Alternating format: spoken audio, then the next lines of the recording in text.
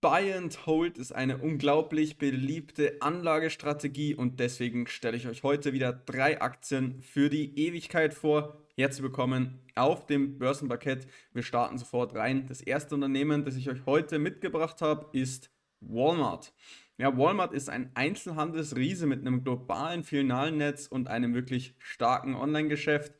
Man hat eine Art Discount-Strategie, aber auch eine besonders umfangreiche Produktpalette. Man verkauft eben nicht nur Lebensmittel, sondern auch Kleidung und Elektronik. Wir haben im Moment ein KGV von 37, 0,9% Dividende bei einer wirklich gesunden Ausschüttungsquote von 35%. Es ist ein wirklich riesiges Unternehmen mit 750 Milliarden US-Dollar Marktkapitalisierung. Man ist in 27 Ländern vertreten, hat außerdem Sam's Club noch in seinem eigenen Geschäft integriert. Das ist sowas wie, ähnlich wie Metro, so kann man sich das ungefähr vorstellen. Werfen einen Blick auf die letzten Quartalszahlen, die Walmart geliefert hat. Wir haben hier ein Umsatzwachstum um 5,5% gesehen. Die vergleichbaren Verkäufe sind um 5,3% gewachsen, also wirklich eine sehr gute Entwicklung und 15,1% Return on Investment, also eine wirklich aktuell einfach gute Zeit für Walmart. Schauen wir in den Qualitätsstack. Hier sehen wir einen Score von 12 von 15 Punkten. Hier gibt es Punktabzug beim Umsatzwachstum im Schnitt der letzten 5 Jahre. Das lag nämlich knapp unter 5%. Gleiches bei der Stabilität und der Nettogewinnmarge. Ist aber natürlich also sehr normal für so einen Einzelhändler. Da sind die Nettogewinnmargen einfach wirklich hauchdünn. Schauen wir auf die aktuelle Bewertung, also auf Basis des Gewinns, Kurs zum Fair Value. Da können wir feststellen, Walmart ist im Moment hoffnungslos überbewertet und man ist da jetzt 60% über dem fairen Wert, aber Piotrowski F-Score sehr grün mit 8 von 9 Punkten. Schauen wir uns mal die aktuelle Kapitalallokation an und hier können wir feststellen, dass Dividenden und Aktienrückkäufe getätigt werden und vor allem jetzt ab 2024 Q4 wurden da wieder sehr, sehr viele eigene Aktien zurückgekauft und das ist natürlich für uns einfach ein sehr, sehr gutes Zeichen, zeugt natürlich auch von dem Interesse des Unternehmens, dem Aktionär zu entlohnen für seine Loyalität. Ja, wenn wir uns die Dividende nochmal genauer anschauen, sehen wir, dass die langfristig durchaus schön gestiegen ist. Besonders rasant bis 2014, dann bis zuletzt eher gemächlicheres, langsameres Wachstum, soll aber jetzt in den nächsten Jahren wieder etwas dynamischer und schneller wachsen. Und man hat ja jetzt auch einfach die führende Marktstellung in den USA, gerade im Lebensmittelsektor. Also es ist natürlich auch kein Unternehmen, das so schnell verschwinden kann. Es ist ein absoluter Dampfer, den kann keiner mehr aus dem Markt drängen. Analysten raten gerade mit 90% zum Kaufen, 7% sagen halten und nur 2% raten zum Verkauf. Und das, obwohl die Aktie jetzt so hoffnungslos überbewertet ist. Wenn wir uns den Return im Vergleich zum S&P 500 anschauen, also wir haben Walmart in Blau und den S&P 500 in Gelb, können wir sehen, dass Walmart über weite Strecken ungefähr gleich auf gewesen ist mit dem S&P 500, jetzt aber in den letzten Monaten den S&P 500 deutlich hinter sich gelassen hat. Also interessante Aktie, ab und zu schafft man es hier, den Gesamtmarkt out zu performen, ist aber jetzt eher eine Ausnahme, dass jetzt so eine starke Rendite zu Buche steht im Vergleich zum Gesamtmarkt in den USA. Ja, bevor wir jetzt gleich den Chart noch anschauen von Walmart, falls dir dieses Video gefällt und dieses Format dir auch weiterhilft, dann jetzt gerne Daumen nach oben da lassen, Abo natürlich nicht vergessen und besonders wichtig, die Glocke aktivieren, denn dann verpasst du auch keine neuen Videos mehr von mir. Gut, schauen wir uns mal die aktuelle Chartsituation bei Walmart an. Also wir sind hier auf Monatsbasis und können natürlich sehen, also ab Anfang 2024 ist diese Aktie einfach nur explodiert. Wir haben hier keine wesentlichen Korrekturen mehr im Chart gesehen. Die letzte war eigentlich hier so 2022. Haben auch schon sämtliche Ziele hier nach oben abgeholt. Also aktuell lohnt sich da überhaupt gar kein Einstieg, weil die Aktie sehr, sehr wahrscheinlich wieder eine Korrektur irgendwann fahren wird. Also ähnlich wie wir es hier gesehen haben. Oder hier oder eben eine lange, lange Seitwärtsphase nach diesem rasanten Anstieg. Das wird eben jetzt immer wahrscheinlicher. Also die Aktie ist einfach viel zu weit gelaufen, gerade für so ein Unternehmen, das so langsam eigentlich wächst. und so niedrige Margen hat, ist auch die Bewertung schon wirklich sehr hoch. Deswegen jetzt meiner Meinung nach nicht interessant im Moment, aber es ist natürlich ein absolutes Top-Unternehmen und sollte man definitiv auf der Watchlist haben. Aber jetzt schauen wir weiter zum zweiten Unternehmen. Sehr, sehr spannendes Unternehmen. Bin ich gespannt, ob ihr das schon kennt. Es geht um Edwards Life Sciences. Das ist eben ein Marktführer im Bereich kardiovaskulärer Medizintechnik, also insbesondere für Herzklappen und Katheter, also so Intensivmedizin bzw. minimalinvasive Therapien machen die, also für so Herzprobleme. Im Moment wirklich günstige Bewertung, 10er KGV, man bezahlt keine Dividende, 41 Milliarden US-Dollar Marktkapitalisierung und 20.000 Mitarbeiter. Ja, hier sieht man so einen kleinen Ausblick aus den Technologien, die sie hier im Unternehmen haben, also so Transkatheter-Herzklappen, intensivmedizinische Technologie und es geht halt immer ums Herzen hier bei Edwards Life Science. Im Qualitätscheck sehen wir einen Score von 13 von 15 Punkten. Hier gibt es eigentlich nur Punktabzug aufgrund der schlechten Performance des Kurses, nämlich Performance pro Jahr und Kursstabilität gibt es Punktabzug, aber sonst sieht es hier wirklich sehr, sehr gut aus. Umsatzwachstum im Schnitt der letzten 5 Jahre lag über 10%.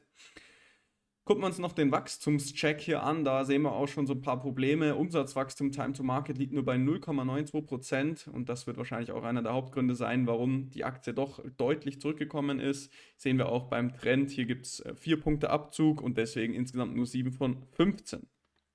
Wenn wir uns die aktuelle Bewertung aber anschauen, also auf Basis des Gewinns zum Fair Value, können wir feststellen, dass die Aktie im Moment leicht unterbewertet ist, also 10% unterbewertet. Aber da sehen wir eben auch, dass der Gewinn doch deutlich zurückgegangen ist also im Vergleich zu den Hochs 2022. Aber dennoch könnte sich da mal ein genauerer Blick lohnen bei Edwards Life Sciences. Und wir haben im Moment einen Piotrowski F-Score von 6 von 9 Punkten. Ja, wenn wir hier 2024 mal den Ausblick anschauen, dann erwartet man hier ein Wachstum von 8 bis 10%, also eigentlich wirklich sehr stabil. Sie haben hier 1 Milliarde Free Cashflow generiert. Also es ist für Sie eigentlich ein relativ gutes Jahr gewesen, zumindest wenn man jetzt hier diese Zahlen sich mal anschauen. Sie haben ja auch über 1 Milliarde in Research and Development investiert. Also es ist ein sehr interessantes Unternehmen. Ja, wenn wir uns die Performance mal anschauen im Vergleich zum S&P 500, sehen wir, dass Edwards Life Sciences bis 2023 ja eigentlich die Nase vorne hatte und ab da immer tiefer im Kurs abgerutscht ist und in der Zwischenzeit ist der S&P 500 gemächlich nach oben gelaufen und jetzt konnte man ja natürlich den Markt nicht mehr outperformen und hinkt da sehr stark hinterher. Analysten raten mit 56% am meisten zum Halten, 41% sagen kaufen. Wenn wir uns aber die Kennzahlen hier links mal anschauen, sehen wir, dass wir bei allen Kennzahlen wirklich deutlich unter dem Schnitt der letzten 5 Jahre liegen. Also KGV bereinigt nur noch bei 27 im Vergleich zu 37,4 der letzten 5 Jahre. Also auch da scheint die Bewertung jetzt doch auf einem verständlicheren oder akzeptableren Niveau angekommen zu sein. Ja, wenn wir uns den 2025er Outlook nochmal anschauen, dann wird jetzt hier eine Range ausgegeben für Verkäufe, also für Umsatz von zwischen 5 bis 7%. Also es ist ein akzeptables Wachstum, es ist kein wirklich rasantes Wachstum mehr, wie es in den Vorjahren war. Wir haben ja gesehen, vorhin in den letzten 5 Jahren ist man so 10% gewachsen und jetzt ist eben das obere Ende der Guidance bei 7%. Aber das hängt natürlich auch stark einfach an diesen Transketer-Herzklappentechnologien an, wie stark dann die eben laufen. Sie haben hier eine gute Marktstellung und da gibt es extrem hohe Eintrittsbarrieren durch natürlich regulatorische Anforderungen und komplexe Produkte und Edwards Life Sciences ist da der absolute Marktführer und deswegen auch eine Aktie für die Ewigkeit, weil da einfach eine Wegrationalisierung total unwahrscheinlich und sehr, sehr schwierig ist. Also ein sehr starker Burggraben.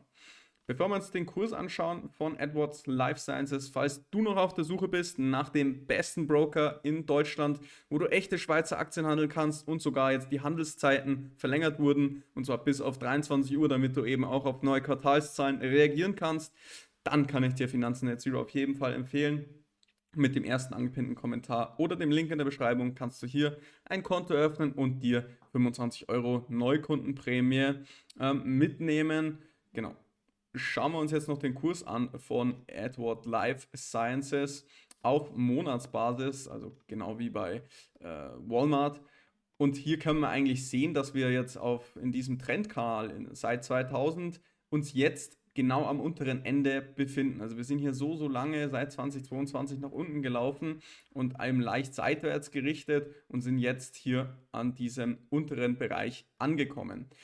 Ja, wenn wir uns dieses Monats Fibonacci Retracement anlegen, dann wäre natürlich die schönste Zone hier oben gewesen, also so rund um 80 US-Dollar. Da konnten wir uns eben jetzt nicht stabilisieren, sind runtergefallen bis aufs 0,786er, sogar noch tiefer und sind jetzt hier versuchen gerade uns zu stabilisieren. Da sieht es noch nicht so gut aus. Also diese Bewegung hier nach unten mit dem Wochenchart mit minus 28%, das tut richtig weh. Und hier diese kleine Aufholbewegung, diese Mini-Gegenreaktion, die wird wahrscheinlich nochmal gekontert werden. Also hier brauchen wir auf jeden Fall noch ein ordentliches Kaufsignal. Da würde ich jetzt im Moment nicht reingreifen in diese fallenden Bewegungen. Da braucht man auf jeden Fall noch etwas Geduld, bis da wieder ein Turnaround kommt. Aber dennoch, gerade aufgrund der Bewertung, ist, denke ich, Edward Life Science ein durchaus spannendes Gesundheitsunternehmen.